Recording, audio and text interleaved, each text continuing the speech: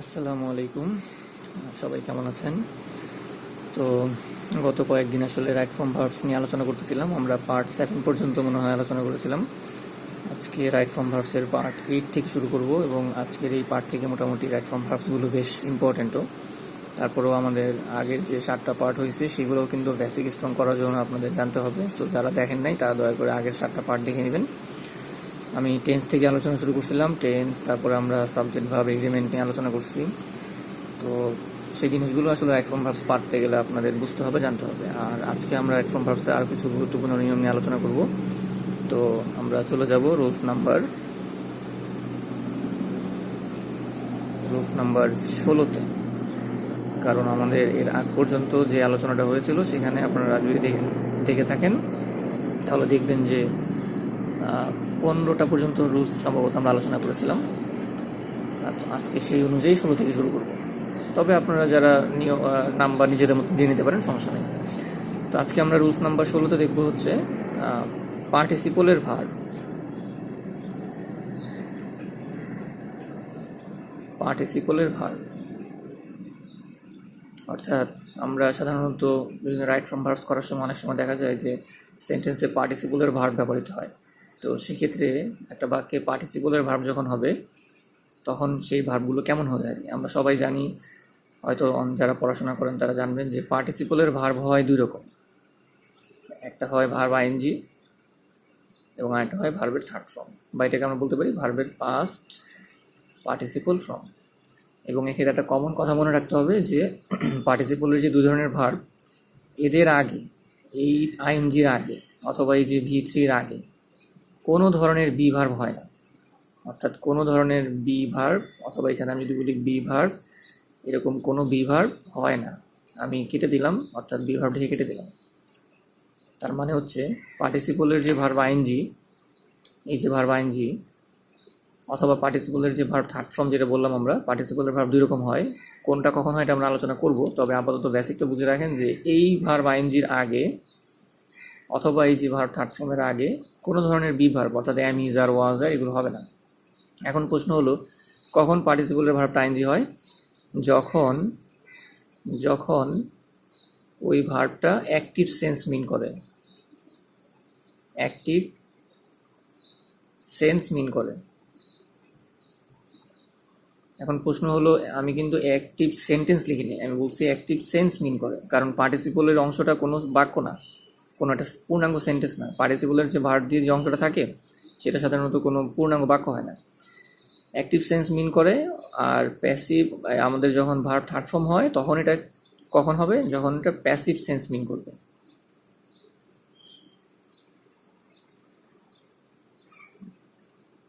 এখন অনেকে প্রশ্ন করতে পারেন যে অ্যাক্টিভ সেন্স কি আবার প্যাসিভ সেন্স কি? আসলে আমি অ্যাক্টিভ সেন্স বলতেছি, পয়েন্ট টু বি নোটেড, অর্থাৎ সেন্স বলা হচ্ছে, টেন্স বলা হচ্ছে না, বা সেন্টেন্স বলা হচ্ছে না। প্যাসিভ সেন্স বলা হচ্ছে, প্যাসিভ সেন্টেন্স বলা হচ্ছে না, অথবা প্যাসিভ টেন্স বলা হচ্ছে না। অর্থাৎ পার্টিসিপলের ভার্বগুলো যে অংশ যুক্ত হয় সেই অংশটা আসলে কোনো পূর্ণাঙ্গ বাক্য হয় না, এবং সেক্ষেত্রে আমরা এটাকে সেন্টেন্স বলতে পারি না।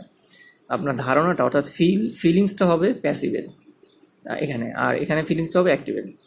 আমরা উদাহরণে আসলে বুঝতে পারবো। যেমন দেখেন, আমরা যদি পার্টিসিপলের ভার্ব দিয়ে অ্যাক্টিভ সেন্স মিন করে এমন একটা এক্সাম্পল লিখি তাহলে কি হয় দেখেন। আমরা বলা হলো যে I talked to a boy, I talked to a boy, অর্থাৎ আমি একটা ছেলের সাথে কথা বলেছিলাম। I talk to a boy walking fast. তাহলে এখানে সেন্সটা কি মিন করবে? দেখেন এখানে অর্থটা কি মিন করবে, বলবে আই টক টু আ বয়, আমি একটা ছেলের সাথে কথা বলেছিলাম। ওয়াকিং, এই দেখেন verb ING, walking verb ING, walking fast, অর্থাৎ যে ছেলেটা দ্রুত হাঁটতেছিল। তার মানে দেখেন এখানে এই যে বয়, এই বয়ের সাথে তার আগের, তারপরে যে ভার্বটা আছে, অর্থাৎ এই যে ওয়াকিং ভার্বটা, আইএনজি ভার্বটা, এটা অর্থাৎ এই বয় এবং ওয়াকিংয়ের মধ্যে সম্পর্কটা হচ্ছে অ্যাক্টিভ সেন্সের, অ্যাক্টিভ সেন্সের সম্পর্ক। এই যে আমরা বলছিলাম অ্যাক্টিভ সেন্স প্রকাশ করবে। অর্থাৎ পার্টিসিপলের যে ভার্বটা আইএনজি হবে সেই ভার্বটা তার আগের যে নাউন প্রোনাউনটা থাকবে, যেখানে নাউন আছে একটা, অনেক সময় এখানে প্রোনাউনও থাকতে পারে। বলতে পারতো আই টক টু হিম, এরকম বলতে পারতো। তাহলে সেন্সটা কি মিন করবে বা অর্থটা কি মিন করবে? এখানে আসলে পূর্ণাঙ্গ বাক্য হচ্ছে এটা, আই টকড। এদের উপর হচ্ছে আমাদের বেসিক সেন্টেন্সের মূল অংশ আর কি, বা বলতে পারি সেন্টেন্সের মূল টেন্সের অংশ। যেমন এখানে টকড হচ্ছে ভার্বের পাস্ট ফর্ম, এটা দেখে বোঝা যাচ্ছে যে এটা ভার্বের, এই বাক্যটা পাস্ট ইনফিনিট টেন্সে আছে। কিন্তু ওয়াকিং দেখে তো বোঝা যাচ্ছে না যে এটা কোন টেন্সে আছে। তার মানে এই যে ভার্বটা সাধারণত টেন্সের ভার্ব না, এই যে পার্টিসিপল ভার্ব বললাম, এই পার্টিসিপল ভার্বটা কি? এটা নন ফিনিট ভার্ব। অথবা বলতে পারেন যে টেন্সের ভার্ব না, টেন্সের ভার্ব নয়। তার মানে হচ্ছে এই ওয়াকিং ভার্বটা এটা টেন্সের ভার্ব না, এটা হচ্ছে একটা নন ফিনিট ভার্ব। এবং আইএনজি কেন হলো? কারণ তার আগের নাউন প্রোনাউনের সাথে তার সেন্সটা হচ্ছে অ্যাক্টিভ সেন্স। কেন অ্যাক্টিভ সেন্স কীভাবে বুঝলাম? কারণ ওই ছেলেটা নিজেই দ্রুত হাঁটতেছিল। আমি একটা দ্রুত হাঁটা ছেলের সাথে দেখা করেছিলাম, অথবা এরকম যে কথা বলেছিলাম, আই টক টু আ বয়, আমি একটা ছেলের সাথে কথা বলেছিলাম ওয়াকিং ফাস্ট, যে ছেলেটা দ্রুত হাঁটতেছিল। তাহলে এই যে বয়ের সাথে ওয়াকিং এর সম্পর্কটা অ্যাক্টিভ সেন্স মিন করছে, এই জন্যই ওয়াকিংটা আইনজি হয়েছে। এবং এই ভার্বটাকে আমরা বলি পার্টিসিপল ভার্ব। এবং মনে রাখতে হবে যে পার্টিসিপল ভার্ব সাধারণত দেখেন এখানে কিন্তু আমরা যে কথাটা বলছিলাম যে আইএনজির আগে কোনো বি ভার্ব হবে না, যেমন দেখেন এখানে কিন্তু এই জায়গাটা কিন্তু কোনো ধরনের এমিজ আর ওয়াজ আর হয় নাই। অনেকে এখানে দিয়ে দেন I talk to a boy is walking, এরকম হবে না।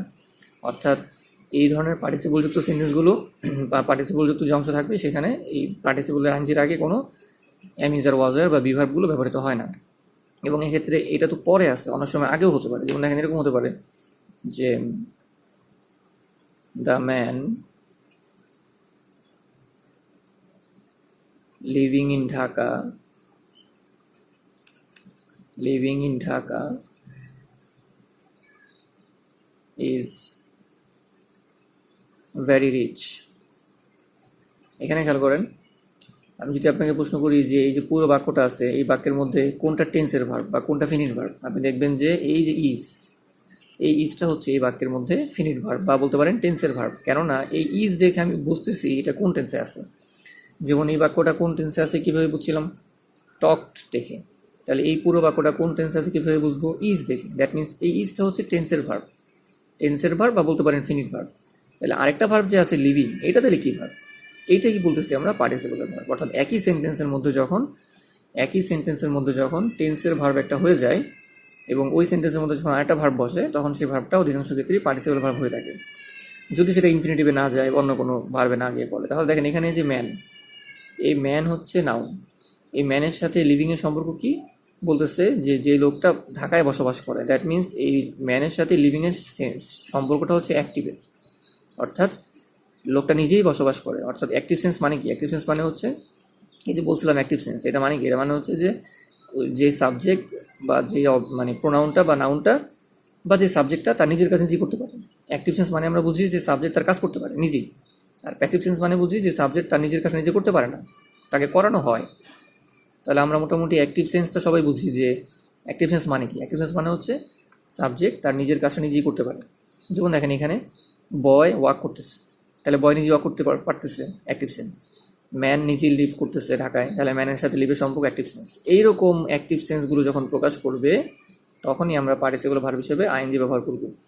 এক্ষেত্রে মানে গুরুত্বপূর্ণ ব্যাপার হলো যে শুধু এটা আমাদের এরকম রাইট ফ্রম ভার্বসের জন্য পারলেই চলবে না, এটা আমাদের অর্থ বুঝেও মনে রাখতে হবে। যেমন দেখেন আমরা যে কিছু কিছু বাক্য তৈরি করি এরকম, যেমন আমরা বলি অনেক সময় নদীর পাশে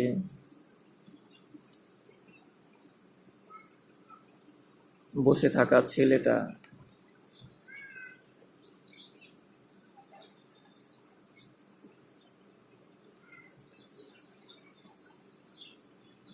আমার দিকে তাকিয়েছিল।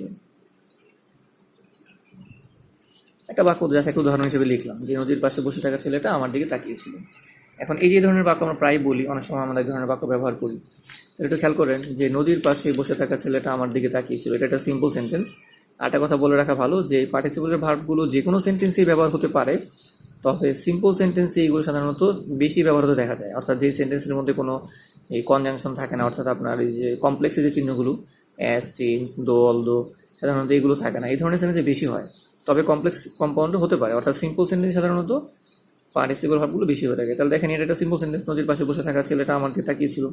এখন এই ক্ষেত্রে সাবজেক্ট কোনটা? ছেলেটা। তাহলে লিখলাম ছেলেটা, দ্য বয়। আমরা ট্রান্সলেশন করতেছি, বা আমরা যদি এই রাইট ফ্রম ভার্বের, যদিও আলোচনাটা আমাদের ট্রান্সলেশন না, তবুও আমরা একটু বোঝার জন্য করতেছি যে পার্টিসিপলটা আসলে কীভাবে ব্যবহৃত হয়, বাংলা কোন সেন্সে, বাংলা কোন ধরনের অর্থে ব্যবহৃত হয়। তাহলে আমি সাবজেক্ট দিলাম দ্য বয়, ছেলেটা। এখন দেখেন ছেলেটার সাথে আরও কিছু সম্পর্ক আছে। এখানে বাক্যের মূল ভার্ব হচ্ছে তাকিয়েছিল আমার দিকে, এটা আমরা পরে মানে তাকিয়েছিল অবজেক্ট হচ্ছে আমার দিকে, বা তাকিয়েছিল এক্সটেনশন বলতে পারি আমার দিকে। তাহলে তাকিয়েছিল মেন ভার্ব, কিন্তু ছেলেটার সাথে আরও কিছু যুক্ত আছে। নদীর পাশে সে বসেছিল, এই যে বসে থাকা, তাহলে ছেলেটার সাথে বসে থাকা সম্পর্ক আছে। দ্যাট মিনস আমি বলতে পারি দ্য বয় সিটিং। এই দেখেন আমি আইনজি করলাম, ভার্বটা আইনজি করলাম, কারণ আমি দেখতেছি যে ছেলেটার সাথে বসে থাকা সম্পর্কটা অ্যাক্টিভ সেন্সের, এবং এটা পার্টিসিপলে ভার্ব হিসেবে ব্যবহার করলাম। অর্থাৎ দ্য বয় সিটিং কোথায়? নদীর পাশে। আমি বলতে পারি বাই দ্য রিভার, বা বিসাইড দ্য রিভারও বলা যায়, বাইও বলা যায়, বিসাইডও বলা যায়, বিসাইড দ্য রিভার। তাহলে এতটুকু হলো দেখেন, অর্থাৎ the boy sitting beside the river অথবা সিটিং বাই দ্য রিভার, এটা কোন হলো? দ্যাট মিনস আমার পার্টিসিপল ভার্বটা হয়ে গেল। এখন আমি বাক্যের মেন ভার্ব দিব, তাকিয়েছিল, তাকানো ইংরেজি কি? লুকড অ্যাট মি, কারণ দিকে তাকানো আমরা এক লুকের উপর অ্যাড দিয়ে বলি লুকড অ্যাট মি। তাহলে দেখেন এইটা হচ্ছে আমাদের টেন্সের ফিনিট ভার্ব বা টেন্সের ভার্ব, কিন্তু এই যে ভার্বটা ছিল সিটিং, এটা ছিল আমাদের পার্টিসিকুলার ভার্ব। তাহলে এই ধরনের বাক্যগুলো করতে গেলে আমাদের পার্টিসিকুলার ভার্বগুলো জানতে হবে। তাহলে আমরা পার্টিসিকুলার অ্যাক্টিভ সেন্স দিয়ে এক্সাম্পল দিলাম। এবার আমরা পার্টিসিকুলার প্যাসিভ সেন্স দিয়ে এক্সাম্পলটা দিই, যে প্যাসিভ সেন্সটা কেমন হয়। যেমন ধর বলা হলো এরকম যে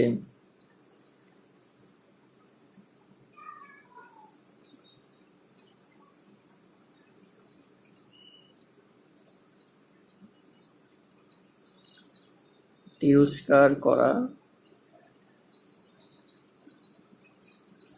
ছেলেটিকে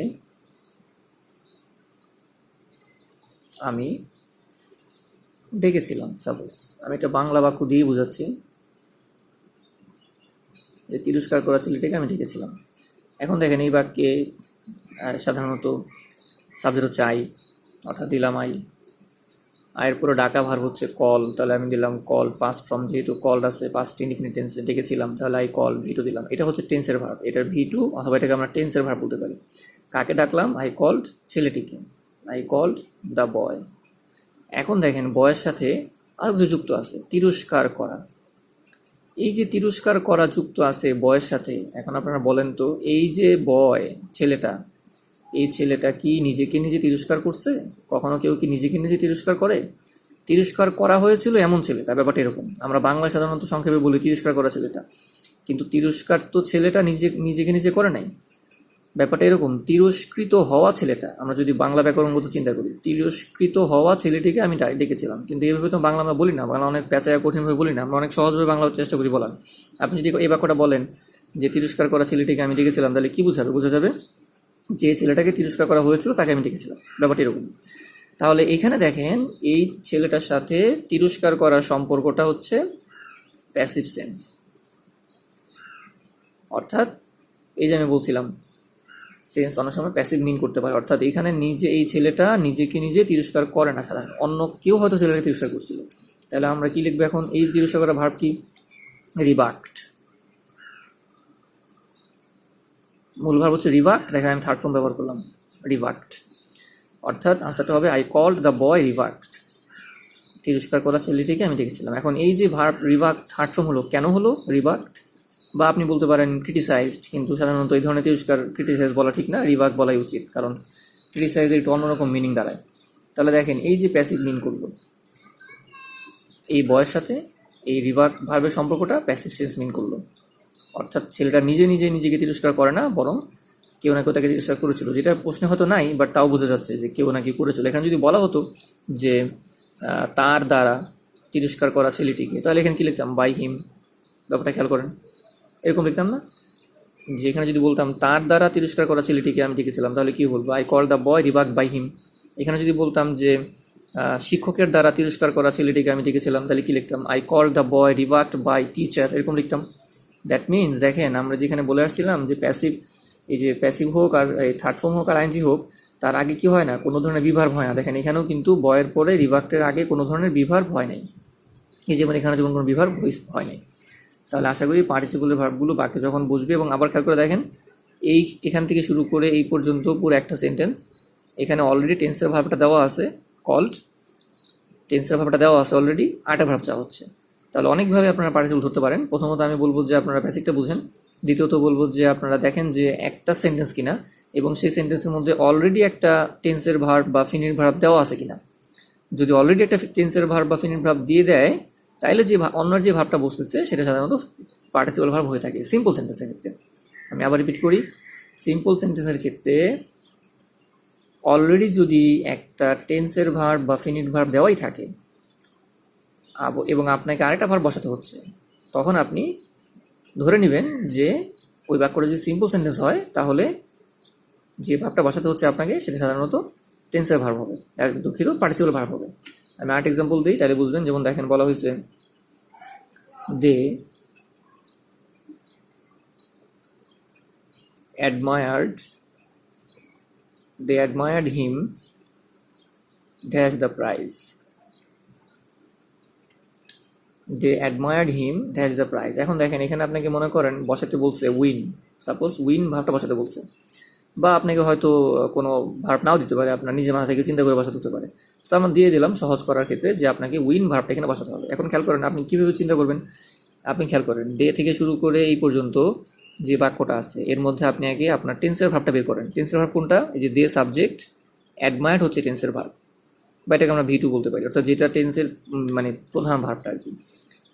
তাহলে কি হলো, এখানে একটা অলরেডি একটা টেন্সের ভার্ব দেওয়া আছে, একটা সিম্পল সেন্টেন্স এখান থেকে শুরু করে এই পর্যন্ত একটা সিম্পল সেন্টেন্স, এর মধ্যে অলরেডি একটা টেন্সের ভার্ব দেওয়া আছে। এখন আপনি আরেকটা ভার্ব বসাতে যাচ্ছেন, তাহলে আপনাকে ধরে নিতে হবে যে এই ভার্বটা পার্টিসিপলে হবে। এখন কোন পার্টিসিপলে হবে? অ্যাক্টিভ পার্টিসিপলে হবে, এই আইএনজি পার্টিসিপল আইএনজি দিয়ে হবে, না থার্ড ফর্ম দিয়ে হবে? আপনি তো আগে বুঝছেন পার্টিসিপল হবে। এখন আপনি চিন্তা করবেন যে এটা কি এই আইএনজিটা অ্যাক্টিভ পার্টিসিপল, অ্যাক্টিভ সেন্সের ক্ষেত্রে আইএনজি এটা দিয়ে করবেন, না প্যাসিভ সেন্সের যে মিন করে থার্ড ফর্ম সেটা দিয়ে করবেন। সেটার জন্য আপনাকে তাকাতে হবে হিম, এই হিম আর এই আপনি যে ভাবটা বসাচ্ছেন সেটা দিয়ে। এখন আপনি চিন্তা করেন বলা হচ্ছে দে অ্যাডমায়ার্ড, তারা প্রশংসা করেছিল তাকে, দ্যাটস দ্য প্রাইজ, পুরস্কারটা অর্জন করার ক্ষেত্রে বা প্রাইজটা উইন করার ক্ষেত্রে। এখন এই হিম, এই যে হিম সেই তো প্রাইজটা উইন করে নাকি, অর্থাৎ একজন ব্যক্তি তো নিজেই পুরস্কারটা পাচ্ছে। অর্থাৎ উইন করা মানে কি, আমি যদি বলি আমি খেলায় জিতলাম তাহলে আমিই তো খেলায় জিতলাম, তাহলে সেই তো জিতলো পুরস্কারটা, অর্থাৎ দুই মানে জেতা। তার মানে আমি যদি বলতাম যে হি উইন্স দ্য প্রাইজ তাহলে হইতো না, সেরকম আর কি, অর্থাৎ সে তো নিজেই পুরস্কারটা জিতলো। এই যে উইন মানে জেতা বা বিজয় লাভ করা যায় বলেন, আর প্রাইজ মানে পুরস্কার। তাহলে এখন হি এর সাথে উইনের সম্পর্কটা কেমন? হি কি নিজেই পুরস্কার জিততে পারে? হ্যাঁ পারে, কারণ একটা মানুষ তো নিজেই পুরস্কার জিতে, তাই না? আমি যদি বলি যে আমি খেলায় জিতলাম তাহলে আমি তো খেলায় নিজে জিতলাম। আবার যদি বলা হয় যে আমি একটা পুরস্কার জিতলাম তাহলে আমি তো পুরস্কার জিতলাম। তাহলে সেন্স হচ্ছে অ্যাক্টিভেট, দ্যাট মিনস আপনার ভার্বটা হবে উইনিং, আইএনজি। আর যদি আপনি কোনো কারণে দেখতেন সেন্সটা প্যাসিভে, তখন আপনি থার্ড ফর্ম ব্যবহার করতেন। তাহলে এই হলো আমাদের পার্টিসিপলের ভার্ব। এবং এক্ষেত্রে মনে রাখতে হবে যে সেন্টেন্সটা সাধারণত সিম্পল সেন্টেন্স হয়ে থাকে অধিকাংশ ক্ষেত্রে, মানে একটা সেন্টেন্স হয় আর কি। সিম্পল বললে যে একটা সিঙ্গেল সেন্টেন্স হবে, সেই সেন্টেন্সের মধ্যে অলরেডি ভার্ব দেওয়া থাকবে টেন্সের ভার্ব, এবং তখন আপনাকে আরেকটা ভার্ব বসাতে হবে, সেই ভার্বটা সাধারণত পার্টিসিপলের ভার্ব হয়ে থাকে। এবং পার্টিসিপল হলে আপনি আগে দেখবেন যে ওই পার্টিসিপলে যে ভার্বটা বসাচ্ছেন তার আগের যে নাউন প্রোনাউনটা আছে, যেমন এখানে দেখেন নাউন ছিল কিন্তু এখানে দেখেন প্রোনাউন আছে। আমি বলছিলাম যে নাউনও থাকতে পারে, প্রোনাউন থাকতে পারে। তাহলে নাউন প্রোনাউনের সাথে আপনি যে ভার্বটা বসাচ্ছেন তার সম্পর্কটা খেয়াল করবেন। যদি অ্যাক্টিভ সম্পর্ক হয় সরাসরি আইএনজি করে দেবেন, কোনো প্রকার আইমিজার ছাড়াই। আবার যদি প্যাসিভ সম্পর্ক হয় তাহলে থার্ড ফর্ম করে দিবেন, কোনো প্রকার আইমিজার ছাড়াই। আশা করি এই পর্যন্ত বুঝতে পারছেন। এবং এটা কিন্তু খুবই গুরুত্বপূর্ণ, শুধু যে রাইট ফর্ম রাখার জন্য তা না, এটা আমাদের ট্রান্সলেশনের জন্য গুরুত্বপূর্ণ। যেমন দেখেন আমি যে ট্রান্সলেশনটা এখানে যদি এটা ট্রান্সলেশন যদি করতাম তাহলে কি হতো, they admired him winning the prize, অর্থাৎ তারা তার প্রশংসা করেছিল যে পুরস্কারটা জিতেছিল, অর্থাৎ পুরস্কারটা যে জিতেছিল তার প্রশংসা করেছিল। এখন এই বাক্যগুলোকে আমরা যদি কমপ্লেক্সে আনি তাহলে আবার লিখতে পারবো they admired him who wins the prize, এরকম। যদি এগুলোকে কমপ্লেক্স করা হয়, যেমন এখানে যদি কমপ্লেক্স করি কি করবো, I called the boy who was rebuked by him, এরকম করতে হয় কমপ্লেক্স যদি নিয়ে আসে। তাহলে আমাদের উদ্দেশ্যটা আসলে কমপ্লেক্স সেন্টেন্স ভিত্তিক না, আমাদের উদ্দেশ্যটা হচ্ছে সিম্পল সেন্টেন্স ভিত্তিক পার্টিসিপলের ব্যবহারটা, অর্থাৎ পার্টিসিপলটা ম্যাক্সিমাম সময় সিম্পল সেন্টেন্স ভিত্তিকই ব্যবহৃত হয়। এই হলো আমাদের পার্টিসিপলের ভার্ব। এবং আশা করি এই ভার্ব দুইটা অর্থাৎ আইএনজি এবং থার্ড ফর্মটা মাথায় রাখতে হবে। আরেকটা কথা বলে রাখি, কিছু কিছু ক্ষেত্রে আরেকটা পার্টিসিপল প্রায়শই দেখা যায়, সেটা হচ্ছে এটাকে আমরা সময় বলি পারফেক্ট পার্টিসিপল। যদিও পার্টিসিপল দুই রকমই, কিন্তু অনেক সময় এরকম হয়, এটা কিছু কিছু ক্ষেত্রে ব্যবহৃত হয়। এটা হচ্ছে হ্যাভিং বিন থার্ড ফর্ম।